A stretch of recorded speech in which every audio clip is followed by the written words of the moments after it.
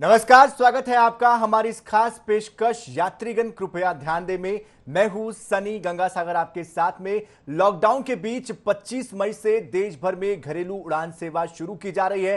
छत्तीसगढ़ और मध्य प्रदेश के भी एयरपोर्ट्स पर घरेलू विमान सेवाओं की शुरुआत के लिए तैयारियां की गई है। मध्य प्रदेश के भोपाल और ग्वालियर एयरपोर्ट में विमान सेवाएं शुरू करने को लेकर तैयारियां अब भी की जा रही है। वही बात अगर छत्तीसगढ़ की जाए तो रायपुर एयरपोर्ट से दूसरे राज्यों की एयर कनेक्टिविटी के लिए इंडिगो और विस्तारा ने बुकिंग भी शुरू कर दी है।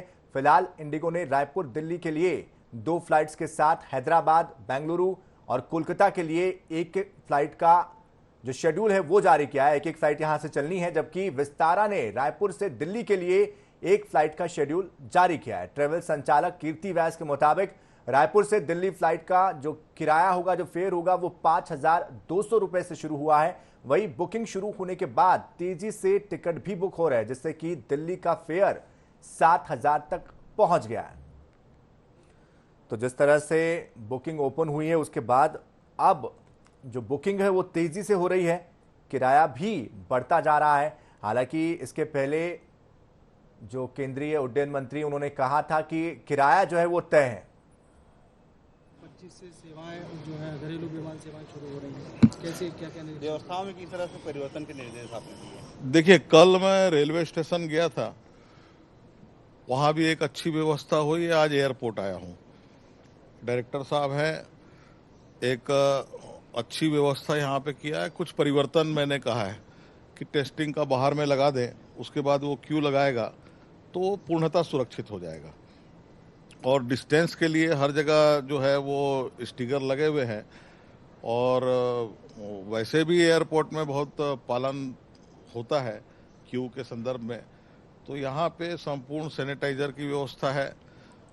मान लीजिए कि अगर कोई व्यक्ति जो है अगर हड़बड़ में यहाँ पे आ रहा है और उसके जेब में सैनिटाइजर नहीं है तो वो जो है बाहर खरीद सकता है। ये भी मैंने अथॉरिटी से कहा है कि उसको भी एक व्यवस्था के रूप में जोड़ लें। और मास्क और सैनिटाइजर जरूरी है यात्रा के लिए। तो ये दोनों चीज़ें यात्री के पास में रहना चाहिए। और लगभग पूरा शेड्यूल आ गया है। यहाँ पे 7 प्लेन चलेगी प्रतिदिन जो है। और उसमें यात्रा के जितने नियम हैं उसका सभी लोग पालन करें, यही आग्रह है। जो आने वाले पैसेंजर हैं उनका भी डिटेल यहाँ दर्ज किया जाएगा? निश्चित तौर पे बाहर टेबल लगा है और उसमें उसका पूरा डिटेल रहेगा, कहाँ जाना चाहता है, कहाँ से आ रहा है, और उसका पूरा डिटेल फॉर्म भरने के बाद ही वो जो है बाहर क्यू में लगेगा। जो लौट रहे होंगे, रायपुर आ रहे होंगे, उनका जो लौटने वाले यात्री हैं उनका भी चेकअप होगा। और उन यात्रियों को जो है उसका चेकअप होने के बाद में अगर कहीं भी थोड़ा बहुत भी संदिग्ध आता है तो उसको एम्बुलेंस से एम्स भेजने की व्यवस्था की जाएगी। तो क्वारंटाइन को लेकर भी कुछ स्थिति बनी हुई है, तो क्या होम क्वारंटाइन रहेगा कि संस्थागत रहेगा? देखिए, क्वारंटाइन के संदर्भ में ये अब जो है पूरा केंद्र ने राज्य के ऊपर में सौंपा है कि राज्य सरकार वो बाहर से जो यात्रा करके आ रहे हैं उनके लिए क्या फैसला लेना है, ये राज्य सरकार का। और वैसे भी प्लेन से आने वाला व्यक्ति जो है उसको होम क्वारंटाइन के रूप में परिवार के बीच में रहेगा, ऐसा अपन लोग मानते हैं। होटल में भी क्वारंटाइन करने की बात कही जा रही थी। 15 होटल खुल सकते हैं इसके लिए, जिसपे ये क्वारंटाइन रहेंगे। देखिए, हमने राज्य सरकार से आग्रह किया है। कल भी मैंने एक मुख्यमंत्री जी को पत्र लिखा है कि 500 बच्चे करीब करीब रूस के अंदर में फंसे हुए हैं, मेडिकल के लिए वहाँ पे गए थे, उनको लाने के भी लिए लिखा था। और उनको अगर मान लीजिए होम क्वारंटाइन किया जाता, यहाँ क्वारंटाइन की अगर व्यवस्था की जाती है तो उसका होटल का चार्ज जो है वो व्यक्ति ही उसका भुगतान करेगा, सरकार के ऊपर में बोझ नहीं आएगा।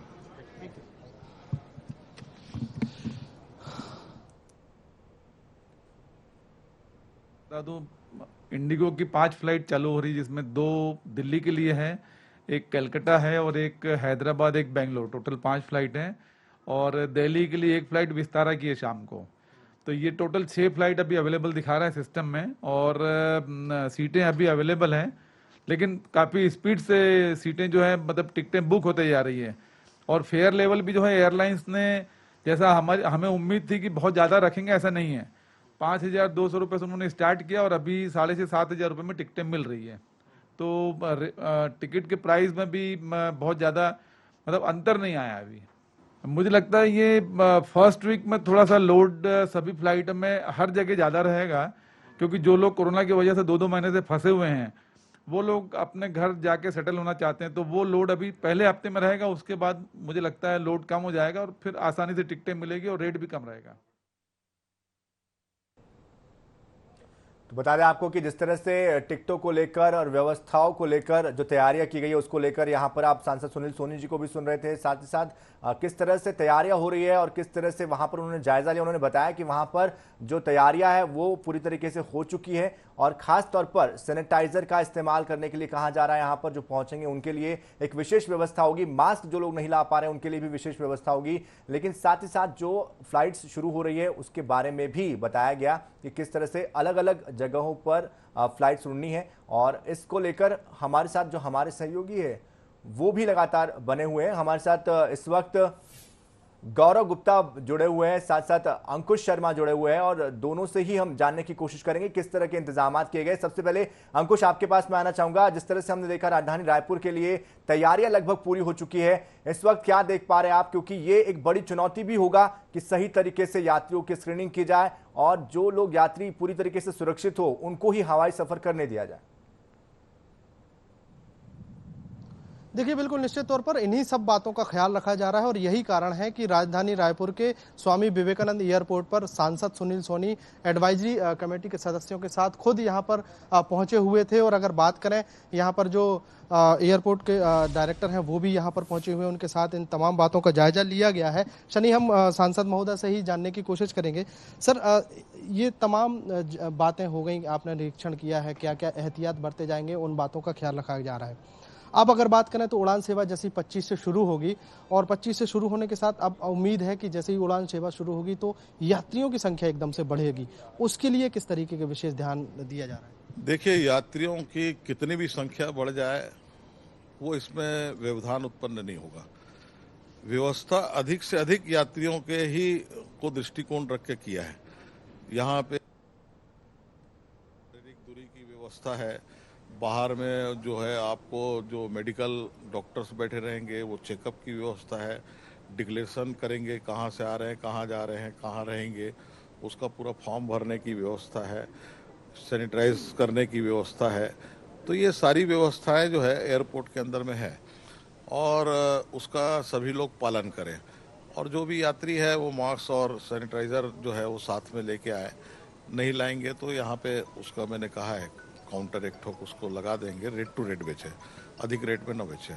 सर, ये तो जरूरी चीज़ें हो गई। उसके अलावा अगर बात की जाए तो जैसे ही उड़ान सेवा शुरू होगी, कितनी फ्लाइट्स जो है रोजाना सुबह से लेकर रात तक चलती रहेंगी? और अगर किराए को लेकर अगर बात करें तो केंद्र सरकार की तरफ से भी कुछ तय किया गया है कि कितना रखना है, कितना नहीं रखना है, उसको लेकर भी तमाम स्पष्टता है। देखिए, केंद्रीय मंत्री हमारे उड्डयन मंत्री जी ने भी इस बात को कहा है कि इसका किराया जो है वो सीमित करें, क्योंकि ये जो अवसर है इस अवसर का दुरुपयोग ना हो, उसको कहीं ना कहीं यात्री को सुविधा हो। और 7 प्लेन यहाँ से प्रतिदिन चालू रहेगी और जो लोग आने वाले यात्री हैं उनको भी जो है वहाँ पे चेकिंग का व्यवस्था का हमने कहा है कि उनकी भी चेकिंग हो, आने के बाद भी चेकिंग होना चाहिए और जो जाते समय है वो सारे नियम कायदे आने वालों की रहे, ताकि शहर में आने के बाद में कोई ऐसा वाकया ना हो कि हम कहीं संक्रमण के शिकार हों। तो ऐसे कोई लोग अगर मान लीजिए हुए तो उनके लिए एक एम्बुलेंस की व्यवस्था रहेगी, वो सीधा एम्स जाएंगे। वो एडवाइजरी समिति के सदस्यों के साथ आप यहाँ पर एयरपोर्ट पर निरीक्षण करने पहुंचे थे, पूरी तरीके से संतुष्ट हैं? निश्चित तौर पे। तो बिल्कुल, सांसद महोदय एडवाइजरी कमेटी के सदस्यों के साथ यहाँ पर पहुंचे हुए थे। और अगर बात करें एयरपोर्ट अथॉरिटी के जो डायरेक्टर हैं वो भी यहाँ पर पहुंचे हुए हैं, पूरे एयरपोर्ट का जायजा लिया है और तमाम उन बातों का ख्याल रखा गया है जो जरूरी है। जो यात्री आएंगे उनकी जांच के साथ साथ जो यहाँ से जाएंगे उनकी जांच यहाँ पर रहेगी और एक पूरा रिकॉर्ड रखा जाएगा। अगर किसी कारणवश कोई संक्रमित पाया जाता है या कोई संक्रमित किसी और एयरपोर्ट से उड़कर रायपुर पहुंचता है तो उसकी भी पूरा लेखा खजो का एयरपोर्ट अथॉरिटी के पास रहेगा। और अगर बात की जाए बाहर यानी रायपुर एयरपोर्ट के बाहर तो सैनिटाइजर की व्यवस्था यहाँ पर रहेगी, एक काउंटर रहेगा, एक एम्बुलेंस रहेगी। तमाम जरूरी चीज़ों का ध्यान रखते हुए अब 25 तारीख से जो उम्मीद की जा रही थी कि जो घरेलू उड़ान सेवा शुरू होनी है वो उसका रास्ता साफ होते हुए नजर आ रहा है। और कहीं ना कहीं जब ये इस तरीके का जब निरीक्षण होता है, चूंकि सांसद जो है एडवाइजरी समिति बिल्कुल अंकुश, जिस तरह की स्थितियां यहाँ पर सभी चीजों का ध्यान रखना बहुत जरूरी हो जाता है, एहतियात बरतना बहुत जरूरी हो जाता है। लेकिन लगातार हमारे साथ हमारे जो सहयोगी है गौरव गुप्ता वो भी बने हुए हैं, भोपाल से हमारे साथ गौरव बने हुए हैं। गौरव, जिस तरह से हम देख पा रहे हैं मध्य प्रदेश की स्थिति कोरोना को लेकर बहुत ज्यादा गंभीर है, ऐसे में मध्य प्रदेश में यह निर्णय लिया गया है कि वहां पर भी जो फ्लाइट सेवा है उसकी शुरुआत हो रही है, तो कितना सही ये निर्णय साबित होता हुआ दिखाई दे रहा है? किस तरह के इंतजामात किए गए हैं और कितने यात्रियों को उड़ान भरने की सेवा के लिए अनुमति दी गई है? देखिए, बिल्कुल मैं आपको बता दूं कि उड्डयन मंत्री ने जब ये घोषणा की है कि अब जो फ्लाइट्स हैं वो डोमेस्टिक फ्लाइट्स है वो इंडिया में शुरू होंगी और उसके बाद अब राजधानी भोपाल में भी जो है इसकी तैयारियां शुरू हो गई है। लगभग जो शुरुआत में जानकारी आ रही है वो यही है कि दिल्ली के लिए 2 जो फ्लाइट्स हैं उसकी बुकिंग शुरू हो गई है और 25 तारीख को ये 2 फ्लाइट्स दिल्ली और भोपाल के बीच में उड़ान भरेंगी।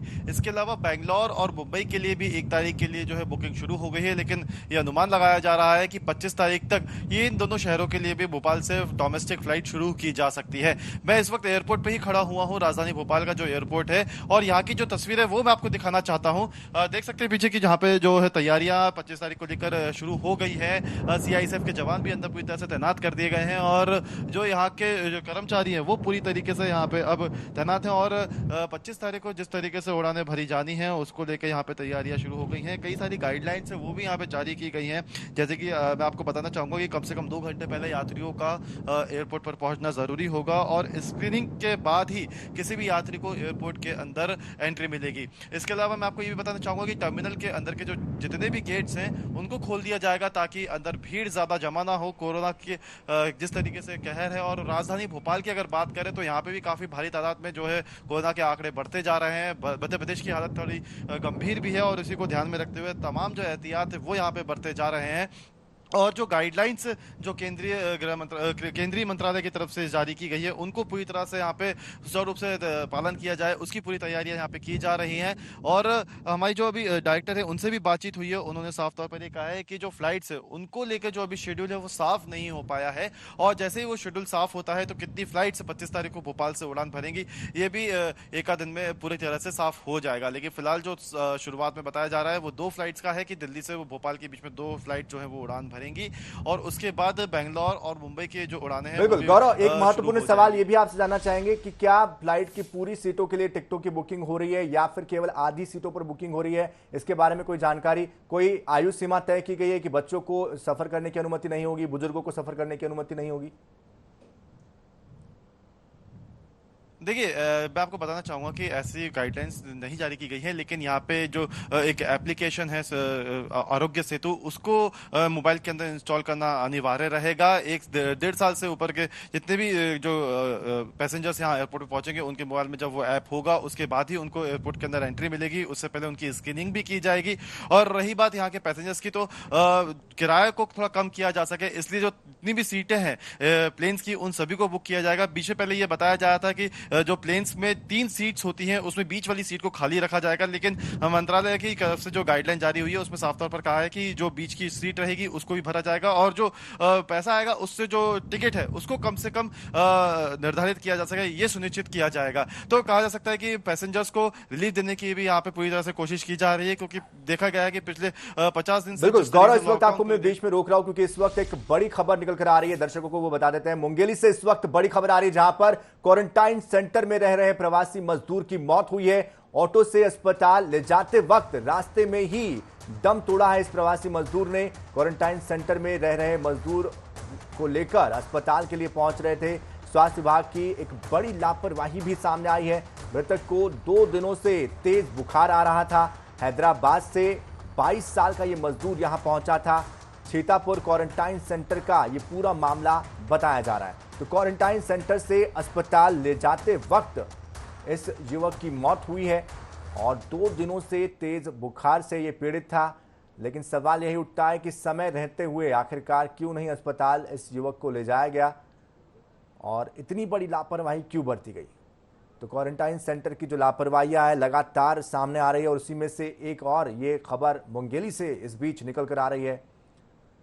तस्वीरें आप देख सकते हैं, कोविड-19 हॉस्पिटल मुंगेली, रास्ते में दम तोड़ा है युवक ने।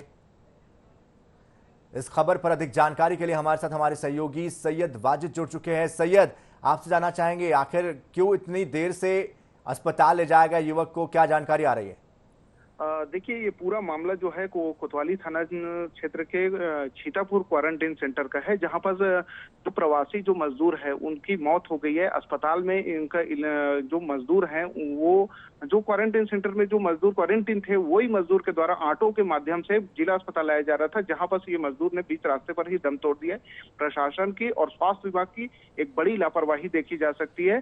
साथ में जो यहाँ मजदूर हैं वो कई मजदूर जो है वो बीमार है। पहले भी स्वास्थ्य विभाग को इसकी सूचना दी गई थी, लेकिन किसी भी तरीका की सूद नहीं लेने की वजह से स्थिति आज युवक की तबीयत बहुत ज्यादा खराब हुई तो जिसके बाद में जो क्वारंटाइन सेंटर में जो युवक थे वो जो प्रवासी जो मजदूर थे ये जिला अस्पताल इनको लेके आ रहे थे ऑटो के माध्यम से, जहां पर रास्ते में इसने दम तोड़ा है। साथ में जो अन्य जो मजदूर जो क्वारंटाइन थे वो उसमें 2-3 लोगों की और भी ज्यादा तबीयत खराब है। जो जानकारी निकल कर एक महत्वपूर्ण जो जानकारी निकल कर आ रही है कि जो मृतक युवक है इसकी पत्नी का 3-4 दिन पूर्व ही प्रसव हुआ था, बिलासपुर इनको लेके गया था, जहां पर इसके बच्चे की भी मौत हो गई थी।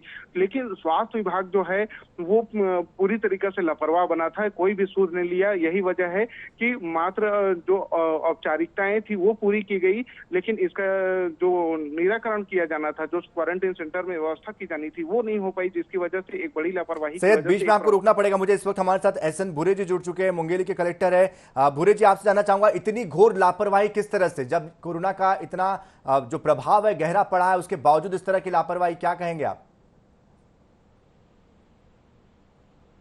क्या आप हमें सुन पा रहे हैं?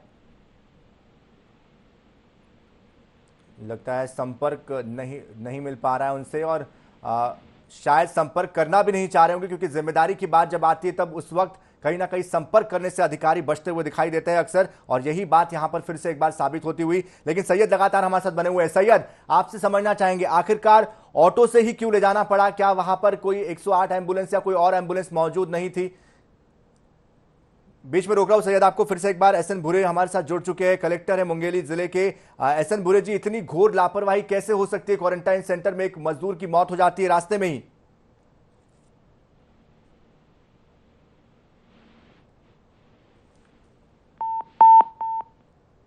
चलिए, वो बीप की आवाज बताती है कि किस तरह से सिस्टम के अंदर एक विराम लग चुका है। जानकर भी जो जानकार है वो अनजान बनते हैं, और यही वजह है कि इस तरह के जो मजदूर है क्वारंटीन सेंटर में पिछले 2 दिनों से गंभीर रूप से बुखार में तप रहे थे, लेकिन बावजूद उसके उन्हें अस्पताल तक नहीं पहुंचाया गया और इसका हर्जाना उनकी मौत से उनको भुगतना पड़ा है। जाहिर तौर पर 2-3 लोग और वहां पर इस तरह से गंभीर स्थिति में बने हुए हैं, जैसे कि हमारे सहयोगी सैयद बता रहे थे।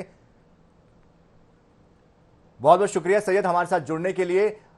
लेकिन इस बीच एक और बड़ी खबर भोपाल से आ रही है, जहां पर श्रमिकों का हंगामा सामने आया है। भोपाल में सरोजनी नायडू स्कूल में श्रमिकों ने यह हंगामा किया है। पीसी शर्मा की अगुवाई में कांग्रेस के कार्यकर्ता यहां पहुंचे थे। पीसी शर्मा ने आरोप लगाया है बिहार जाने वाले मजदूरों से पैसे वसूले जा रहे थे। सरोजनी नायडू स्कूल में ये श्रमिक बुलाए गए थे और यहां पर जमकर हंगामा हुआ है। और इस खबर पर हमारे विशेष संवाददाता अनुराग मालवीय हमारे साथ जुड़ चुके हैं। अनुराग, क्या है ये पूरा मामला? क्या फिलहाल वहां पर अभी भी स्थिति तनावपूर्ण बनी हुई है?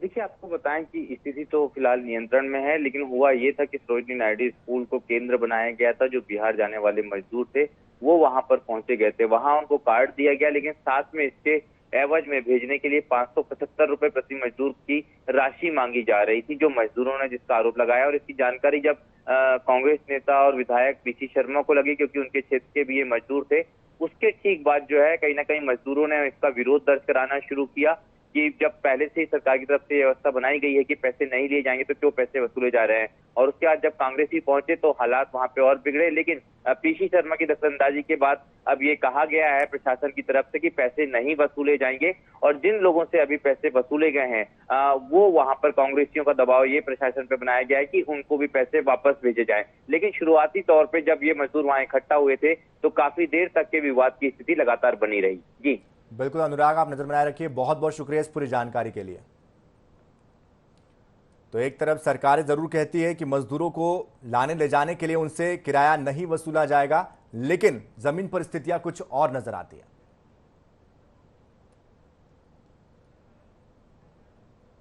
और चलिए दोबारा लौटते हैं हमारी इस खास पेशकश पर। यात्रीगण कृपया ध्यान दें पर, क्योंकि लगातार अब यात्रियों को एक स्थान से दूसरे स्थान पर पहुंचाने के लिए रेल सेवा के साथ साथ हवाई सेवा की शुरुआत भी होने जा रही है।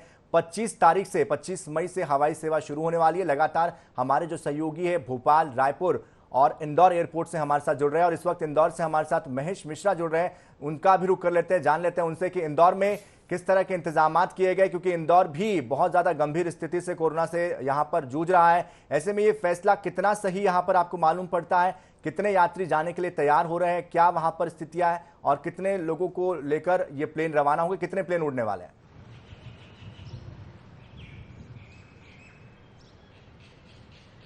जी बिल्कुल, निश्चित तौर पर इंदौर कोरोना से जूझ रहा है। इंदौर में देश के उन 10 शहरों में शामिल है जहां पे मौत का आंकड़ा सबसे ज्यादा है। इंदौर में जो मौतें हुई हैं वो अपने आप में वाह है। आंकड़े बताते हैं 111 लोगों की अब तक जान गई है। उसके बावजूद इंदौर में जो एयर सुविधाएं शुरू की गई हैं, 25 तारीख से देश भर में ये शुरू होने वाली हैं। सोमवार से फ्लाइट्स आना शुरू होंगी। पर मैं आपको इसके पहले एक बड़ी खबर बता दूं कि इंदौर में कल सुबह यूके से एक पहली फ्लाइट आएगी। इंडियन एयरलाइंस की फ्लाइट आने वाली है सुबह 6:30 बजे। ये 102 लोगों को, विदेश में फंसे हुए 102 वो भारतीय जो मध्य प्रदेश से ताल्लुक रखते हैं, उन्हें लेकर ये आएगी। इसी एयरपोर्ट पर हम अभी जहां खड़ा है, इंदौर के देवी अहिल्याबाई होलकर एयरपोर्ट पर, यहां पे आएगी। आप मेरे पीछे की ओर देख सकते हैं, यहाँ पे तैयारियां शुरू की जा चुकी हैं।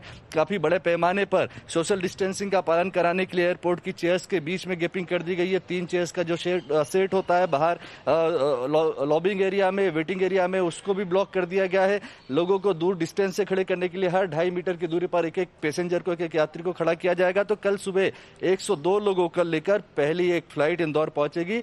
ये ब्रिटेन से आएगी, ये यूके से आने वाली फ्लाइट, और इसमें 102 वो यात्री हैं जो मध्य प्रदेश से रहने वाले हैं, जो भारत के मध्य प्रदेश के राज्य के निवासी हैं और विदेशों में फंसे थे। इसके अलावा सोमवार को 25 तारीख से जो देश भर में फ्लाइट्स का संचालन हो रहा है, उसमें इंदौर एयरपोर्ट से 3 फ्लाइट इंडिगो एयरवेज उड़ाएगी। इंदौर से 3 फ्लाइट्स, जो पहली फ्लाइट इंदौर से दिल्ली जाएगी, दूसरी फ्लाइट इंदौर से मुंबई और एक फ्लाइट इंदौर से हैदराबाद, इसका संचालन होगा। मंडे के दिन ये 3 फ्लाइट्स होंगी जिसे इंडिगो एयरवेज उड़ाएगा। उसके अलावा इंदौर में एयर एशिया की भी 2 फ्लाइट शुरू करने की बातें कही जा रही हैं। हालांकि अभी इंदौर एयरपोर्ट पर एक बड़ी मीटिंग भी जारी है। इस मीटिंग में यह तय होगा कि एयर एशिया की कितनी फ्लाइट्स होंगी। हालांकि उनको वीकली, सप्ताह में 3 दिन उड़ान भरने की अनुमति है। तो इंदौर में कहीं ना कहीं फ्लाइट्स के संचालन की पूरी तैयारी कर ली गई है। 25 तारीख को यहाँ से कई लोग बाहर जाएंगे। खास तौर पर इंदौर में अभी 20 ऐसे विदेशी नागरिक फंसे हुए हैं जो अपने वतन वापसी की तैयारी कर रहे हैं।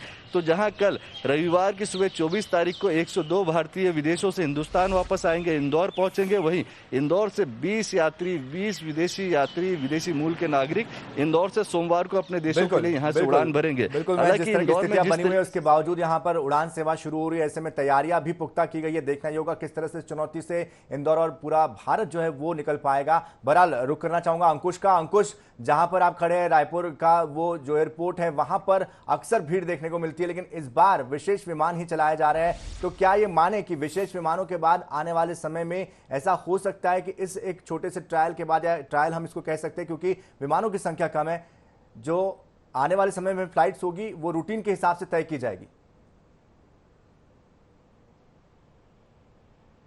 देखिए शनि, बिल्कुल निश्चित तौर पर, और जिस तरीके से तैयारियां चल रही हैं, जिस तरीके से मुआयनों का दौर शुरू हुआ है, उससे माना यह जा रहा है कि भविष्य में ये जो उड़ानें हैं वो उसमें बढ़ोतरी होगी।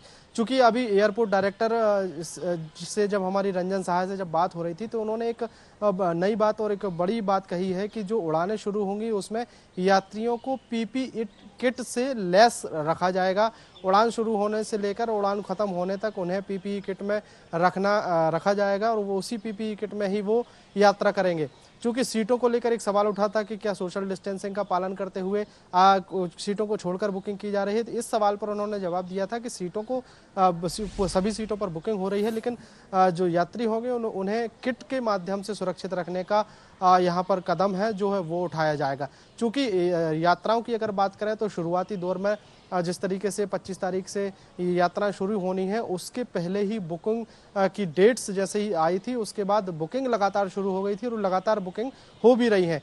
पहला जो सप्ताह रहेगा उड़ान का वो बहुत भारी रहने वाला है। भीड़ जो है वो बहुत ज़्यादा देखी जाएगी, चूंकि उसके बाद अब जब भीड़ अगर लगातार बढ़ती रही, लगातार अगर लोगों की संख्या सामान्य बनी रही कि वो सभी सीटें फुल होके अगर यात्रा हो रही है, तो उसके बाद ये निर्णय लिया जा सकता है। अंकुश, कहीं ना कहीं यहाँ पर एक ये जो ट्रायल होगा उसमें सफल होना जरूरी है, तभी जाकर आने वाले समय में जो रूटीन फ्लाइट्स है उनकी शुरुआत भी हो पाएगी और लोगों को भी ये समझना होगा कि आने वाले समय में और भी फ्लाइट चलेगी। ऐसे में इतनी अभी इसको लेकर जल्दबाजी ना करें, इंतजार करें। अब तक इंतजार किया है, आगे भी इंतजार करेंगे तो उनके लिए भी बेहतर होगा और साथ साथ देश के लिए भी बेहतर होगा। बहुत बहुत शुक्रिया आप सभी का हमारे साथ जुड़ने के लिए। अंकुश आपका भी, गौरव आपका भी और महेश मिश्रा आपका भी बहुत बहुत शुक्रिया हमारे साथ जुड़ने के लिए और तमाम जानकारियों के लिए।